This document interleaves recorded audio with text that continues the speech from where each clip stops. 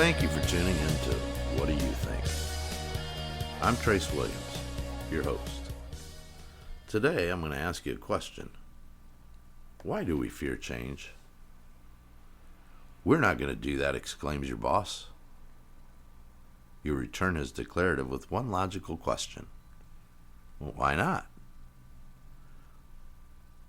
He states, because we've done it this way for years, and we're not going to change now.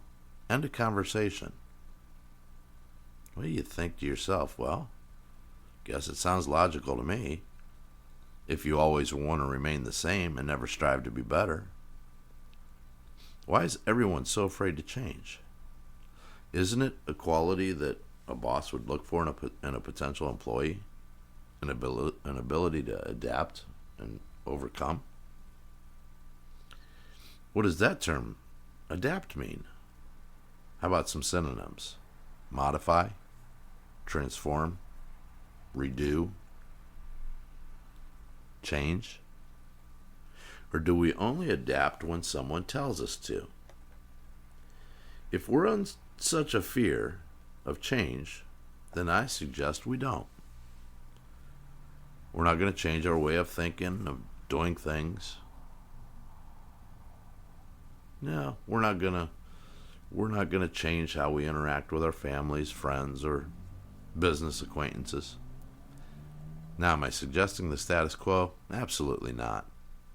I am suggesting, however, that we remove all fear and forget change. I believe we should transform instead. Maybe if we transform, we won't have to change at all. If we transform, change may just come all by itself. There. Now there's no need for fear. We have a society now that seems to lean heavily on instant gratification.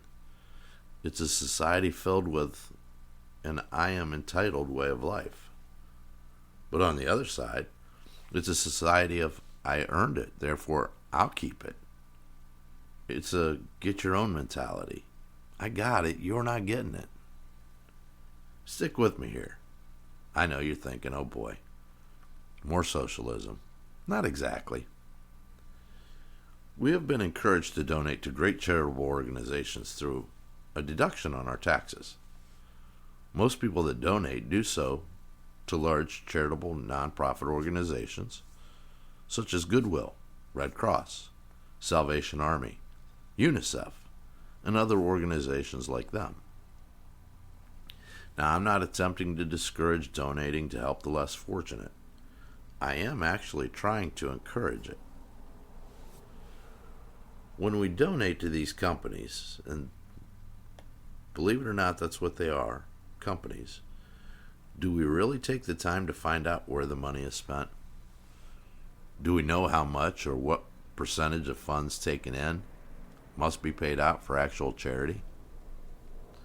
How much can the CEO earn?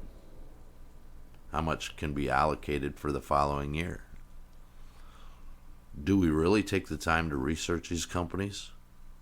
Or do we just rely on the philosophy of, we've done it this way for years? What if we transformed our thinking?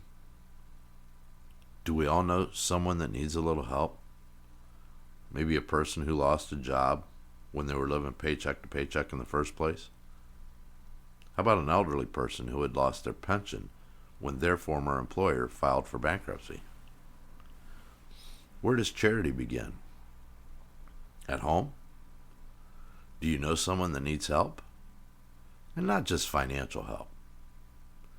Do you know someone who's down, depressed, and just needs to know someone cares about them?